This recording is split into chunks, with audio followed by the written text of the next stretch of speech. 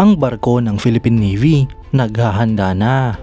Ito nga po ay upang protektahan at depensa ng ating mga teritoryo kontra sa mga banta sa ating bansa.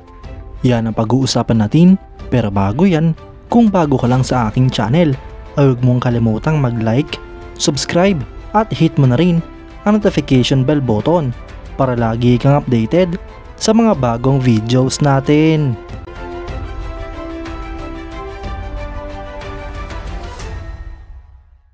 Kinumpirma ng Philippine Navy na ang Del Pilar class patrol frigate na BRP Andres Bonifacio PS-17 ay nagkandak ng quarterly gunnery exercises noong June 18 sa coast ng Palawan.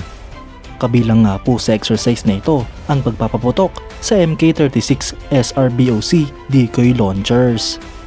Ito nga po mga idol ang kauna-unahang pagkakataon na ang barkong ito o kahit alinman sa kanyang mga sister ships ay nagpaputok ng SRBOC decoy launchers.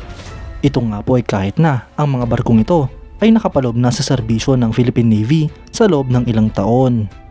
Ang mga barko sa Del Pilar class patrol frigate ay meron na talagang mga launchers noong i-transfer ito sa Pilipinas mula sa Estados Unidos. Dahil dito, ang Philippine Navy ay kailangan na lamang mag-procure ng mga decoys at i-install ito sa SRBOC launchers. Dahil ang system na ito mga idol ay gumagana pa noong i-transfer ang mga barko sa Philippine Navy at tanggapin ito ng ating bansa. Kaya't nakakabigla mga idol at nakakapagtaka kung bakit ngayon lamang ginamit ang system na ito ng Philippine Navy kahit na ilang taon na sa serbisyo ang mga Del Pilar class patrol frigates. Sa wakas mga idol ay makakapag-take advantage na nga po ang Philippine Navy sa ganitong klaseng capability para sa ating bansa. Ang Del Pilar class offshore patrol vessel o patrol frigate ay kasalukuyang nagsiserbisyo sa Philippine Navy na dating nagsiserbisyo sa US Coast Guard bilang Hamilton class high endurance cutters. Ang Department of National Defense ay kasalukuyang nasa proseso ng pag-upgrade ng mga systems at capabilities nito sa ilalim ng modernization program project na inaward sa Hanwha Systems ng South Korea.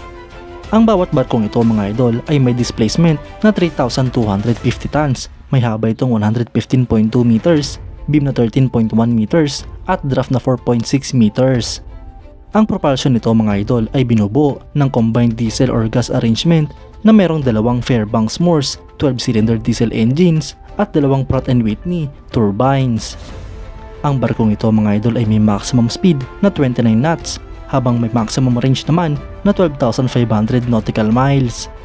Ito nga po ay may endurance na 40 days habang ang boats and landing craft carried naman nito ay dalawang rigid hull inflatable boats. Para sa sensors and processing systems mga idol ay meron nga po itong CMS, main radar, secondary radars, fire control suite, optronic sensors at sonar.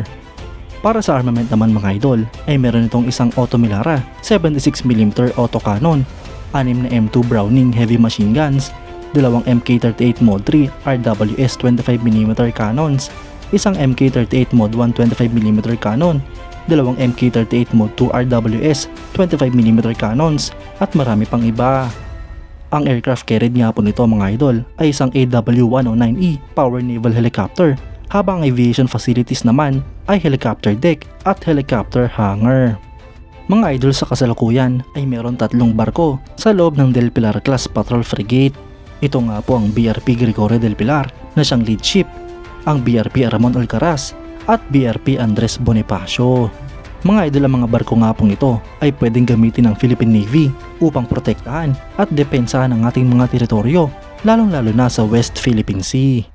Kaya't mahalaga nga po ang ginagawang pagsasanay ng Philippine Navy upang mahasa at maging aktibo ang bawat barko sa ating bansa.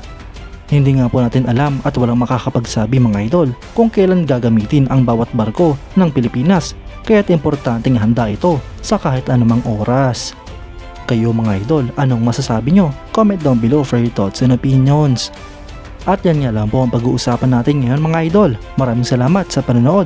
Huwag nyo rin kalimutang mag-like at subscribe bilang suporta sa ating channel. Mabuhay kayo mga idol!